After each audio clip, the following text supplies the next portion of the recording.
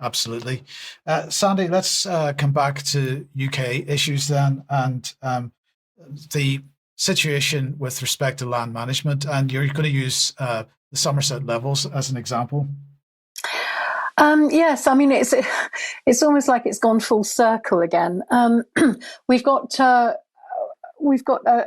lot of the Environment Agency just last month, at the end of last month, announced that they couldn't afford to dredge the reams and the watercourses that actually drain the Somerset levels, and they're not going to maintain the culverts or the pumping stations because they don't have any money, apparently. Now, this is what happened in 2014. We had a very similar time. We'd had a drought, and then a massive spring rainfall, or not even spring. It was January and February rainfall. And there's a Somerset farmer who's put this together very, very well. The parallels between 2014 and now. So if we can just listen to him first, that would be great. Look at it, everyone. Feast your eyes upon its awesomeness. Yes, this is England's green and pleasant land. Right, it's not very green at the moment because obviously it hasn't rained in 3 months. But picture the scene. Your business floods every year. It's underwater, in my case, about 120 acres, to the point where it cannot be used for anything. And up until that point, a business called the Environment Agency, an arm of the government, or someone funded by the government, would say, don't worry, we'll come along and we'll dig out all these big rivers for you, and these, what are they called, reams, so big ditches that you might know. And we're going to help maintain them so other places don't flood. Taunton, Langport, Yeovil, wherever it might be. Not anymore. This is going to directly affect you, everybody. The EA have announced, with 6 months notice period that they have to do, so when's that going to put us? Probably in the wettest part of the year, that they are no longer going to maintain about 80% of the rivers and reams that they currently do. Now, EA, if I've got that wrong, please come and tell me. Desperate Dan Zeichner, you head up DEFRA, you pay for the EA. Come and correct me if I'm wrong. I don't want to go to Facebook prison. So picture the scene. Your business, and I'm talking to you now, general public, is going to look like my business.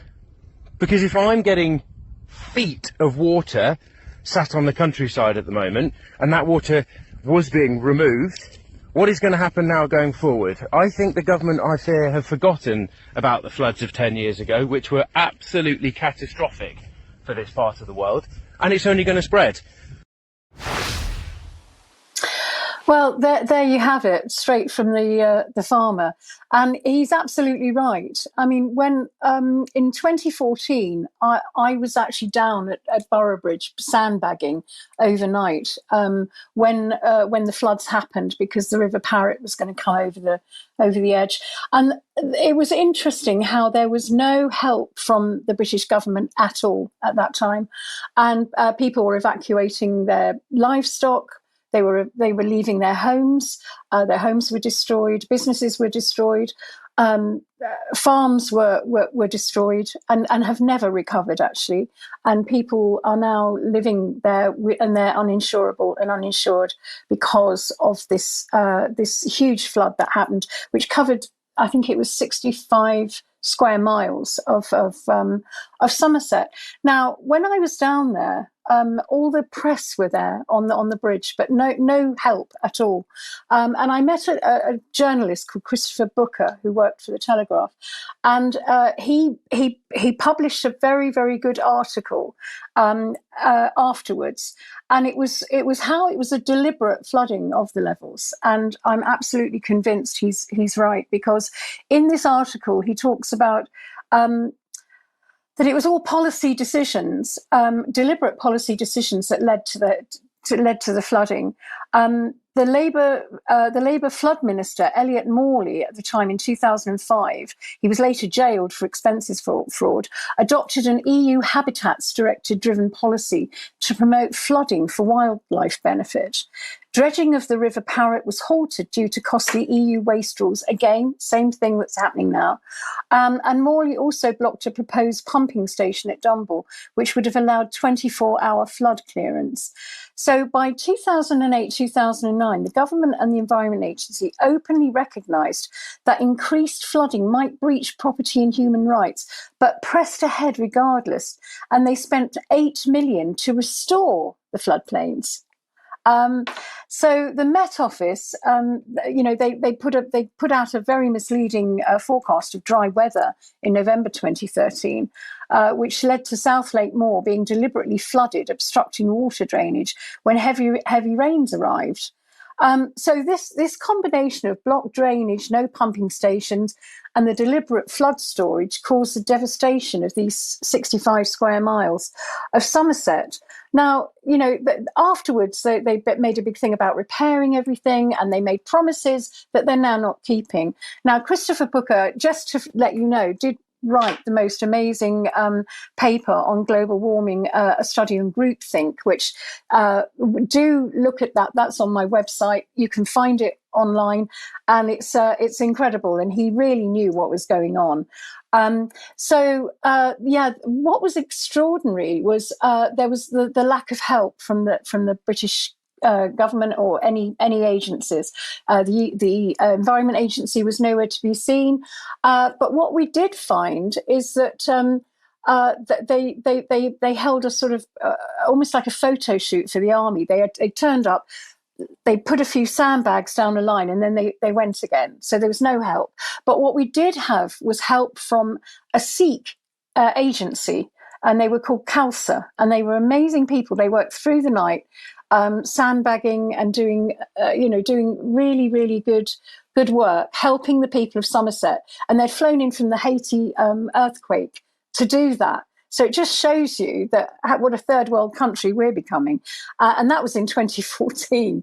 So I just want to highlight what I found out, because when I was down there with Christopher Booker, he did say, look at policy 6 of the Environment Agency, because I spoke to him and he confirmed that it was Agenda 21, which it was then. It wasn't even Agenda 2030.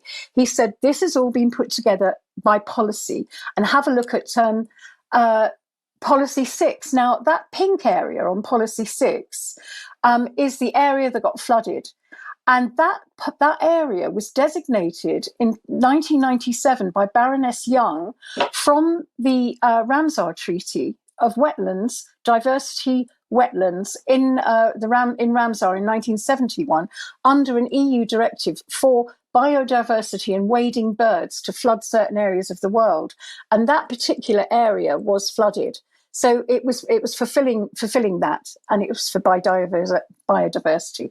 So what we're finding now is that Somerset is flooding again. They're telling us, they're warning us, and this particular picture is quite emotive. This is what we're getting at the consultations about flooding and how to have resilience against flooding in Somerset again.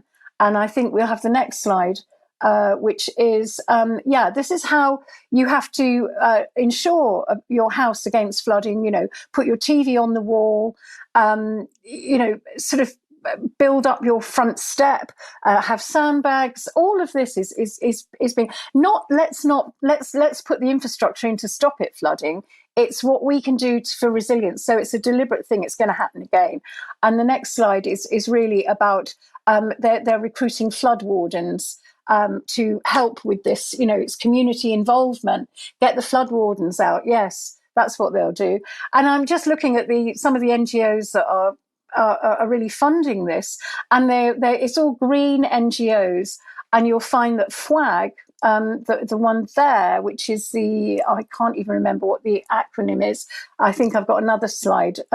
These are all the NGOs that deal with it, and FWAG is the I can't remember. Sorry, I should remember this. But anyway, it's a very green NGO that promotes planting of trees and building little dams to stop the water. Now, you can't plant trees and hedgerows at this stage because it's too late. We're going to flood this year coming. we're going to flood. And I'm seeing that this is all part, again, I'm linking all this up to the 17 goals. And this is 2 goals. There's life on land, which is really all about climate change and mitigating things with green initiatives, but not with proper infrastructure. And we've got another one, which is obviously climate action. Everything is blamed on climate change. Carbon and life processes become the new global currency. Everything is blamed on climate change, and this will be. So we've just got another history repeating itself and another destruction of British farmland. Thank you for that, Sandy. Okay, we'll see what happens over the winter, but as you said earlier, it's looking like the forecast is for quite a wet winter after a very dry year. So I'm quite certain that you're absolutely right on this. Well, look, we got to leave it there for today. Thanks to Brian, to Sandy, and to Vanessa. Did you have something you wanted to add? One ticket left. Oh, what? There is one on location ticket left. Who is going to be the lucky person who gets that? We will give you a hug. One ticket left. Now you've heard it. It's been on the news. Now you're going to get a hug when you go. You got to come, whether you like it or not. You've got to find Brian, and you've got to demand your hug for the person who buys the last ticket. Okay, we do have to leave it there. Thank you very much, Vanessa, Sandy, Brian, and we'll be back in a few minutes for extra. Thanks for joining us. Bye bye. Bye bye.